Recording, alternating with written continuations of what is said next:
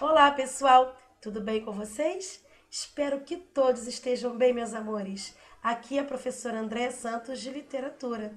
E conforme o combinado lá no nosso roteiro de estudos, hoje nós iremos estudar o capítulo 16 do nosso livro de literatura. Vamos falar sobre a terceira fase modernista, conhecida também, como a geração de 45, a fase da reflexão e da universalidade temática. Ok, pessoal? Todos comigo, lá na página 24, capítulo 16. Vamos lá? Bem, antes de mais nada, vamos falar sobre o contexto histórico. Exatamente, a visão do mundo pela geração de 45. Bem, pessoal, em 1945, iniciaram-se mudanças políticas e culturais decisivas. Com o encerramento da Segunda Guerra Mundial, ocorreu um processo de discordância entre as principais nações responsáveis pela resolução do conflito, os Estados Unidos e a União Soviética. Então, em decorrência disso, desencadeou-se uma situação de disputa ideológica entre os países alinhados, à liderança norte-americana, comprometida com as práticas do capitalismo, e países ligados à autoridade soviética, defensores, das ideias do comunismo. Então, paralelamente, no Brasil, teve fim o Estado Novo, que se caracterizou pela ascensão do autoritarismo e da ditadura também. Então, nesse cenário, instaurou-se uma crise dos valores que caracterizaram as sociedades modernas. As convicções políticas, econômicas e filosóficas também foram submetidas a um acelerado processo de questionamento diante do desânimo dos indivíduos com os rumos da humanidade, paralisado então pelo surgimento de problemas de escala planetária, como desequilíbrios ambientais e as armas de destruição em massa. Ideias, como as de classe social, de Estado-nação, de Estado do bem-estar, ou de demarcação nítida de limite entre o conservadorismo e o liberalismo, foram gradativamente desafiadas ou esvaziadas. E essas instabilidades também resultaram em mudanças nas artes, sem desconsiderar os valores instituídos pelas gerações de 22 e de 30. Os escritores da geração de 45 buscaram conciliar o espírito de inovação e a experimentação da linguagem literária, com o aprofundamento das análises psicológica e social. O período, então, é caracterizado, sobretudo, pela sensação de colapso do indivíduo e pela crise da linguagem, em conformidade com a crise de identidade. E nessa perspectiva, os principais autores do período, na prosa, como é o caso de Clarice Lispector e João Guimarães Rosa, têm como ponto de convergência o questionamento existencial e a relativização, e a relativização dos parâmetros estéticos por meio da redução das fronteiras entre os gêneros literários e dos limites entre a prosa e a poesia. Houve também a revisão dos critérios, de análise e de atribuição de valor das obras literárias. Consequentemente, gêneros como o conto e a crônica ganharam prestígio antes apenas dado ao romance. A preferência por gêneros narrativos breves relaciona-se à própria sensação de urgência e de aceleração do tempo, características, então, do mundo moderno. Bem, aqui eu trouxe algumas características gerais do movimento da terceira geração modernista, de 1945. Estavam presentes, como características dessa terceira geração, o equilíbrio e a seriedade, a volta ao soneto, aos odes, aos decassílabos, redondilho maior, os símbolos, imagens, metáfora também. A prosa possuía sondagem psicológica, né? A busca da literatura intimista, né? Introspectiva, regionalista também, né? Que recriava os costumes e a fala sertaneja, né? A eterna luta entre o bem e o mal, entre Deus e o diabo. E na poesia, a presença também das inovações da primeira geração, né? Essa negação à liberdade formal, né? As ironias, as sátiras. As poesias eram voltadas aos parnasianos e também os simbolistas. Então, as poesias voltadas aos modelos parnasianos e aos modelos simbolistas também. Bem, aqui, como eu falei anteriormente, né, nós vamos focar agora, né, os nossos estudos sobre essa grande autora chamada Clarice Lispector. Então, aqui no capítulo 16, a terceira geração do modernismo no Brasil vai falar somente sobre a vida e a obra de Clarice Lispector. Não é isso? Bom, Clarice Lispector, ela é reverenciada, pessoal, como um dos principais nomes da geração de 45, né? E se caracterizou pela inovação, sobretudo quanto à linguagem e por introduzir temáticas de estranhamento, exatamente, de estranhamento em relação ao mundo, ao cotidiano e também à própria maneira de expressão. A popularidade, né, da escritora se deve, entre muitos aspectos, à facilidade com que Clarice Lispector transpõe o raciocínio das personagens em seus escritos, inserindo-os na narrativa em um estilo de escrita poética que envolve o leitor e o faz refletir junto à sua obra.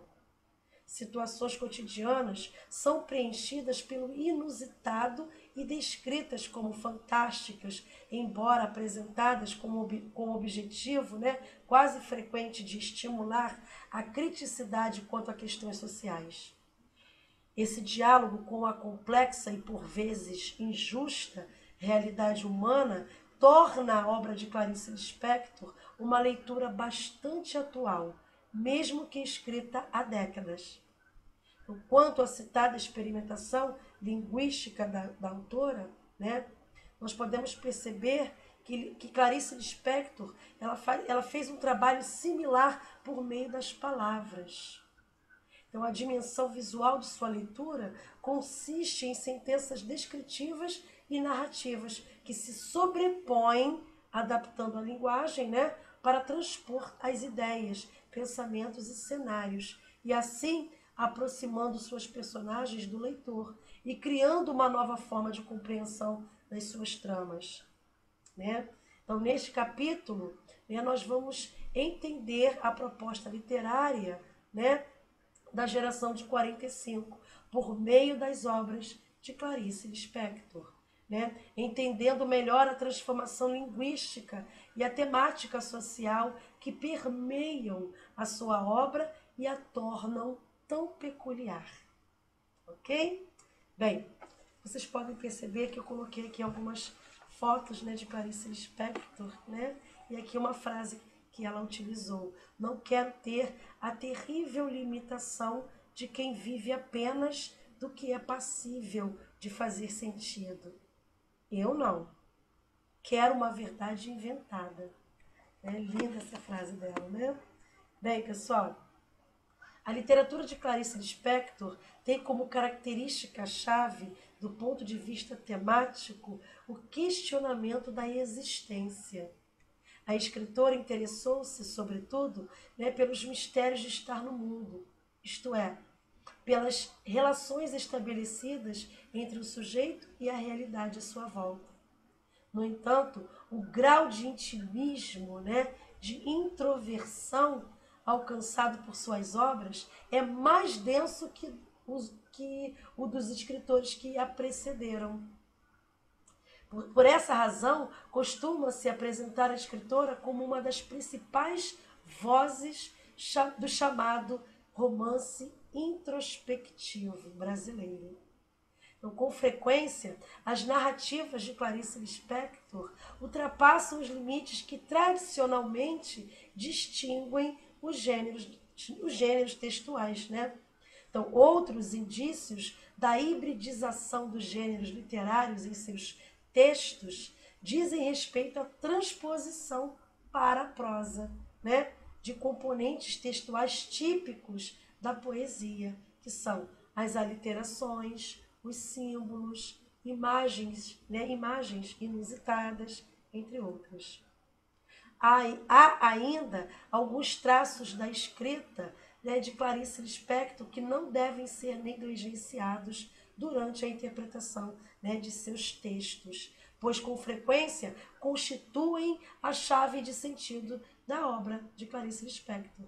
São eles o instante já, né, como exemplificado, né, em alguns textos, né, em alguns trechos da sua obra chamada Água Viva, né, o fluxo de consciência, né, a epifania também, a condição feminina e a ambiguidade entre identidade e a alteridade, que são características que vão ser explicadas daqui a pouquinho, ok? Vamos lá? Bem, eu gostaria também de falar, né, sobre a biografia de Clarice Lispector. Bom, pessoal, uma pequena biografia, né? Bem, a biografia de Clarice Lispector é alvo de muitas controvérsias, especialmente no que diz respeito aos seus primeiros anos de vida. Algumas biografias, né, relatam que seu ano de nascimento se deu em 1920, enquanto outras apontam o ano de 1925 como verdade, né? Bem, ela nasceu em uma aldeia na Ucrânia e aportou com a família em Maceió, em Alagoas, quando ainda pequena, ok? Fugindo do antissemitismo, né? Então, alguns anos depois, ela mudou-se, né? Ela se mudou, melhor dizendo, ela se mudou com a família para Recife, tá? Então, alguns anos depois, ela se mudou, tá, com a família para Recife, onde realizou os primeiros estudos. E aos 9 anos, ficou órfã de mãe. E aos 12 anos, mudou-se em companhia do seu pai e dos seus irmãos para o Rio de Janeiro. E quando, em 1942, apresentou uma carta ao então presidente Getúlio Vargas, expondo, né, todo o seu desejo de se naturalizar brasileira. No ano seguinte, casou-se com o diplomata Mauri Gurgel Valente e, por esse motivo, viajou por diversos países ao longo dos anos de seu casamento. Foi em 1943 que Clarice Lispector publicou seu primeiro livro, chamado Perto do Coração Selvagem, cuja acolhida, né, por parte da crítica rendeu-lhe o prêmio Graça Aranha. O romance já trazia uma visão interiorizada do mundo, né, da adolescência, que posteriormente atravessaria a vasta, né, obra da autora.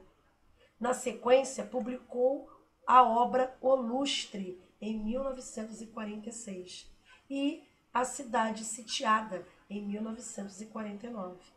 Gradativamente conquistou notoriedade, né, também pelos contos e crônicas, gêneros consumidos avidamente pelos leitores da época, né, por seus livros infantis e por seu trabalho como tradutora também.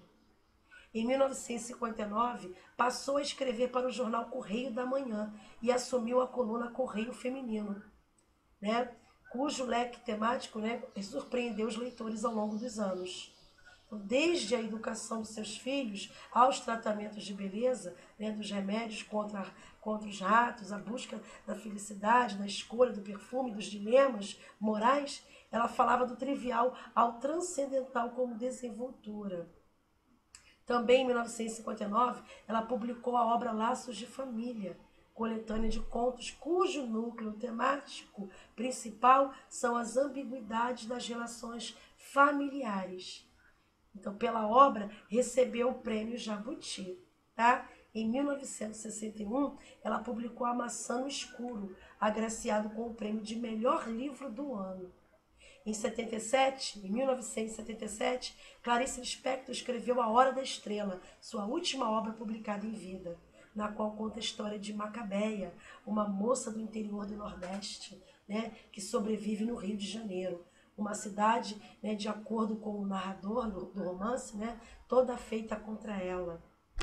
E a autora, Clarice Lispector, faleceu então em 9 de dezembro de 1977, um dia antes de completar 57 anos, vítima de câncer. Ok, pessoal? Então, eu falei aqui, né, uma pequena biografia, fiz uma breve biografia, né, de Clarice Lispector, né? E como eu citei como uma das características, né, de suas obras, é o fluxo de consciência, né? Eu quero deixar claro aqui que Clarice Lispector, ela é a principal responsável pela consolidação do chamado fluxo de consciência entre os prosadores, né, da literatura brasileira. Então, nessa técnica literária, a narrativa indica não apenas o conteúdo dos pensamentos das personagens, mas também simula o processo por meio do qual ocorre a elaboração das ideias, né, dos fios de raciocínio do indivíduo. Ou seja, além de assinalar o que os personagens pensam, a narrativa pretende reproduzir o modo como os pensamentos, né, são formados. Okay? Uma vez que na mente humana, né, os pensamentos se sucedem, quase sempre de maneira caótica. Então, o fluxo de consciência interpola impressões, lembranças e a livre associação de ideias, dando a conhecer, né, a vida interior das personagens representadas por Clarice Lispector. Ok? Quando eu falei também, né, como citei também como uma das características das obras de Clarice Lispector, né, a condição feminina, né, eu quero deixar claro que também na obra de Clarice Lispector é um importante registro crítico da condição da mulher brasileira do século XX. Portanto, em muitos de seus textos são debatidos os múltiplos papéis destinados socialmente à mulher, em estereótipos como os de mãe zelosa, né, ou esposa dedicada, por exemplo. Okay? Então, as personagens femininas claricianas, vamos dizer assim, e seus perfis variados, subvertem, né, a ordem determinada, né? Então, ingressam assim em uma realidade não domesticada, né, selvagem, na qual podem, né, se experimentar livremente. Ok? Então, essas são as características que eu havia citado, né, no interior da minha fala. E também quero falar, como características também, né, a parte da ambiguidade entre identidade e alteridade, que eu citei como uma das características presentes nas obras de Clarice Lispector, né? Essa ambiguidade entre identidade e alteridade. Então, pessoal, nas obras de Clarice Lispector, o leitor é instigado, né, constantemente a interpretar a realidade por diversos prismas. Então, estabelece-se, então, inicialmente, um olhar de estranhamento para o mundo cotidiano, até mesmo em relação ao que é mais familiar. Em contrapartida, aquilo que tradicionalmente é percebido como diferente, né, ou desviante, é normalizado, realizando então um jogo entre identidade e alteridade, ou seja, entre semelhança e diferença em seus textos, né? Então, nessa perspectiva, os animais têm papel de destaque na obra da escritora, como, por exemplo, as baratas, as aranhas, cavalos, galinhas, né, os gatos, por exemplo, né, são recorrentes em seus textos, pois representam ao mesmo tempo seres opostos, mas também próximos ao ser humano, né, ao ser humano, que, apesar de civilizado, carrega impulsos selvagens. Tá? Bom,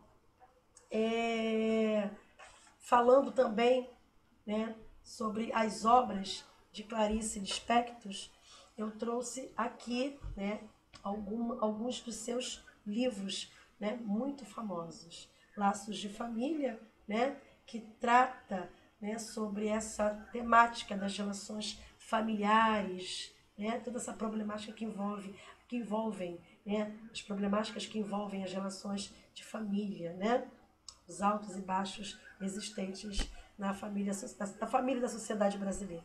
Não é isso? Bem, e também trouxe o livro Perto do Coração Selvagem. Né? Então, Clarice Lispector, ela estreou na literatura com o romance Perto do Coração Selvagem, em 1943. Então, desde então, sua técnica narrativa foi comparada a de nomes como a da escritora inglesa Virginia Woolf, por privilegiar o universo interior das personagens, né? Promovendo uma reflexão de cunho existencial. Então, a escritora brasileira tinha apenas 20 anos quando escreveu seu primeiro romance e era desconhecida no meio literário do Rio de Janeiro da época. Então, a novidade provocou reações entusiásticas da crítica, tanto pela linguagem, até então única no Brasil, quanto pelo caráter filosófico de sua prosa. Então, dentro dessa obra, né, Perto do Coração Selvagem, ela conta a história de Joana, a heroína selvagem, em duas esferas: sua infância, antes de se tornar órfã, e a sua chegada à vida adulta, quando passa a viver com sua tia, que dela não gostava, né? E o cotidiano de Joana é, ao passar dos anos, transformado, né, por paixões e decepções. Ok? Bom, também temos aqui, né, os livros A Hora da Estrela e A Paixão Segundo J.H., né? J.H. Então, nós temos aqui, né, duas obras também muito famosas de Clarice Lispector, né? Então, a Hora da Estrela, né? Clarice Lispector escreveu A Hora da Estrela em 1977, considerado, né, um romance, né? Considerado romance, e foi o seu último livro publicado em vida, como eu falei anteriormente. Bom, a trama aqui, né, se desenrola em torno de Macabeia, né, uma jovem simples de 19 anos que estudou somente até o terceiro ano do ensino fundamental. Né? Ouvinte frequente da emissora Rádio Relógio, né, seu principal canal de informação, ela ganha menos que um salário mínimo em seu emprego como datilógrafa. Não possui ninguém na vida além de seu namorado, né, olímpico de Jesus. Um homem desagradável que acaba por se envolver com Glória, colega de Macabeia. Né? Bem, aqui também temos a obra A Paixão Segundo G.H., publicada em 1964. Né? Então, A Paixão Segundo G.H. possivelmente é a obra de cunho filosófico mais evidente de Clarice Lispector. O enredo é mínimo, né, focalizando uma longa busca pessoal da narradora personagem, né, que culmina no desejo de encontrar Deus. Então, mais uma vez, a presença de um animal, neste caso um inseto, né, é utilizada para efetuar uma comparação explícita com o ser humano. Né? Bom, então aqui nós podemos entender que essas obras de Clarice Lispector, né, que fizeram grande sucesso, né, na nossa literatura brasileira, né, deixa aqui o nome marcado dessa excelente e maravilhosa escritora, né, que esse ano está comemorando o seu centenário, né, não podemos deixar de dizer. Então eu deixo aqui, né, mais uma vez, né, a obra maravilhosa de Clarice Lispector, comemorando aqui o seu centenário, que nós não podemos deixar de citar, e essas obras maravilhosas que nós citamos até então. Bom, pessoal, encerro aqui falando sobre essas obras de Clarice Lispector, sobre a sua vida, né, e sobre esse legado na nossa literatura brasileira. Desejo a todos bons estudos. Não esqueçam de colocar os nomes e a turma aqui nos comentários.